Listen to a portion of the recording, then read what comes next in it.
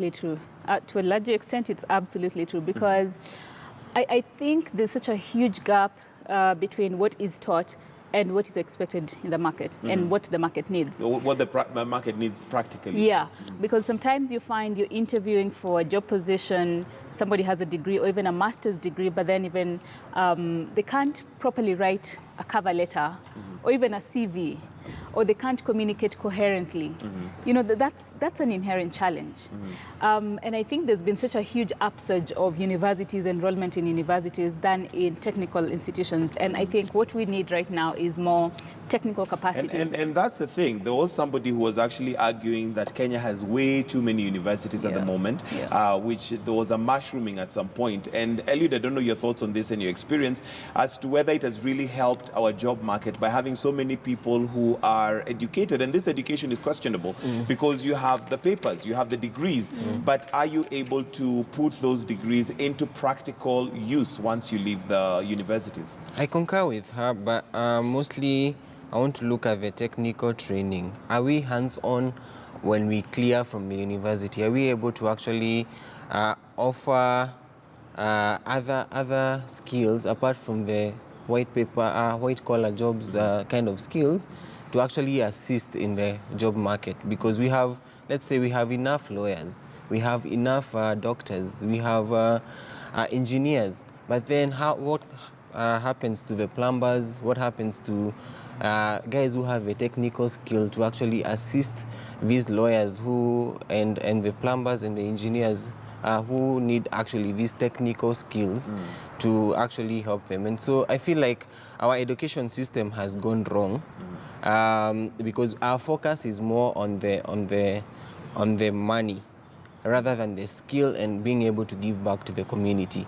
And so that's what may be influencing why. This. Yes. Okay. And in addition, you realize there's a gap in terms of critical thinking skills.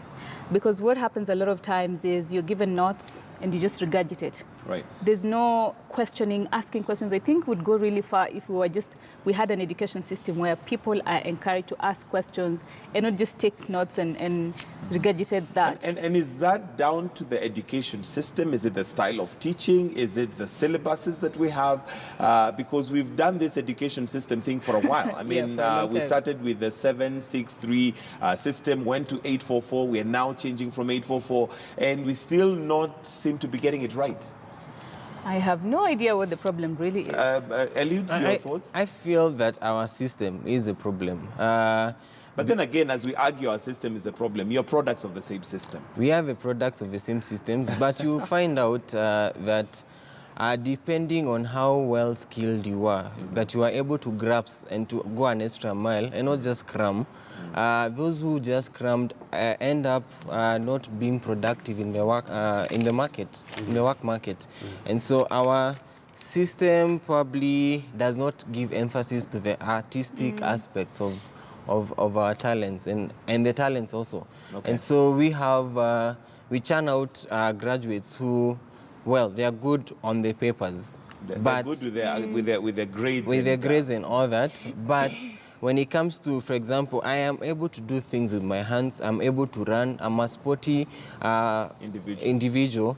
We fail to actually see the need to actually emphasize that in our education system. Right. And so we are wasting so much by just focusing on the academics. And I believe that's what the new system, education system that has just been introduced is all about, to ensure that we emphasize on other areas. Okay, and I guess